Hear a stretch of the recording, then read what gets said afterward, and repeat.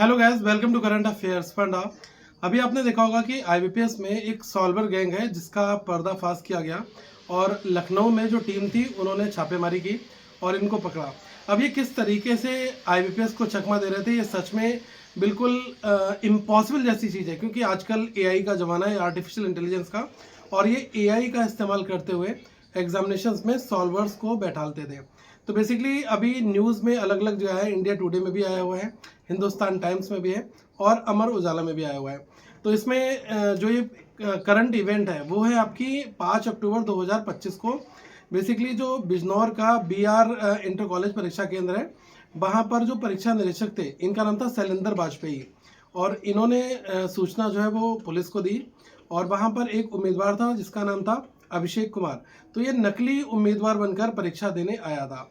बाद में जब पूछताछ हुई तो ऐसा पता चलता है कि ये कोई गौरव आदित्य है, उसकी जगह पर जो है उसके नाम से यहाँ पर ये परीक्षा दे रहा था। तो पुलिस ने जब इसको गिरफ्तार किया तो इसके आगे की तफ्तीश की और आगे की छानबीन की, और उसमें इसका जो पूरा नेटवर्क है उसको यहाँ पर आइडेंटिफाई और डिकोड किया। तो ये देखा जा रहा है कि इसका मेन मुखिया कौन था। तो ये कोई आनंद कुमार, जो यूपी ग्रामीण बैंक संभल में सहायक मैनेजर के पद पर तैनात है। तो इनकी भी जो है अरेस्ट इनका भी हुआ है, और जो बैंक का रिक्रूटमेंट होता है इससे काफ़ी परिचित थे, और जान पहचान और इसे आगे चलाने में उन्होंने बड़ी भूमिका निभाई भी थी। फिर इसमें अलग अलग तरीके के लोगों को शामिल किया गया इस ग्रुप में। तो ये लोग क्या करते थे कि आर्टिफिशियल इंटेलिजेंस है, जो फोटो एडिटिंग और मैनिपुलेशन टूल है ना, इसका ये इस्तेमाल करते थे। जैसे Remini AI, photo mixer, grinder, chat GPT, ऐसे बहुत सारे टूल्स का, ताकि जो प्रॉक्सी की फ़ोटो को मूल अभ्यर्थी जो ओरिजिनल कैंडिडेट है ना उसकी तरह दिखाया जा सके। अब जैसे ऐसे समझो कि मैंने फॉर्म भरा और मैं फॉर्म भरने के बाद में खाली बैठ गया, तो मेरे फ़ोटो जैसी कोई एक एआई इनेबल्ड चीज़ें तैयार की जाएंगी, ठीक है, उसके साथ जाकर फिर ये एग्जामिनेशंस में वो चेंजेस कर देते थे, ठीक है, आधार में चेंजेस कर दिया, या फिर जो फ़ोटो आइडेंटिफिकेशन है उसमें एचओ चेंज कर दिया। तो मतलब कुल मिलाकर इनके पास कोई ऐसा लूप होल था जिसको इनका सिस्टम नहीं डिटेक्ट कर पा रहा था। बाद में जो इन्विजिलेटर थे उनके द्वारा इन चीज़ों को पकड़ा गया।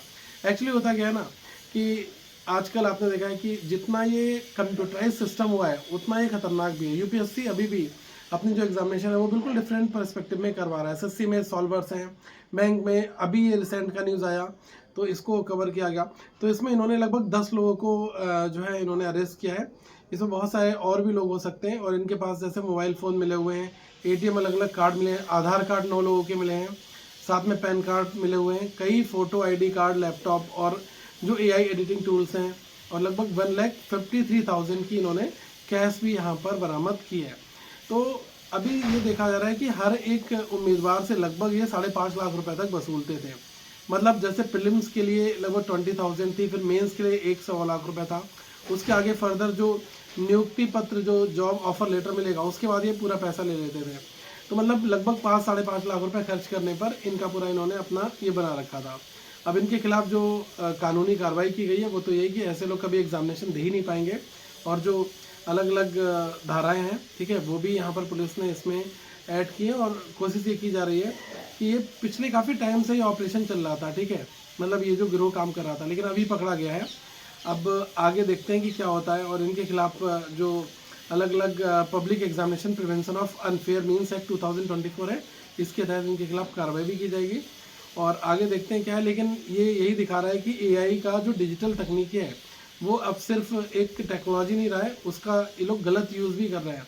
तो देखो, हर एक चीज़ के फ़ायदे भी हैं, नुकसान भी है। अब ऐसा हुआ है तो मुझे लग रहा है कि आगे से ना हो, और इस पर आईबीपीएस अपना कड़ा कदम भी उठाए। ऐसे सेंटर्स अगर डिफाइन किए जा रहे हैं, आइडेंटिफाई किए जा रहे हैं, तो इन पर एक मॉनिटरिंग सिस्टम लगाया जाए ताकि हर एक कैंडिडेट को मॉनिटर किया जा सके।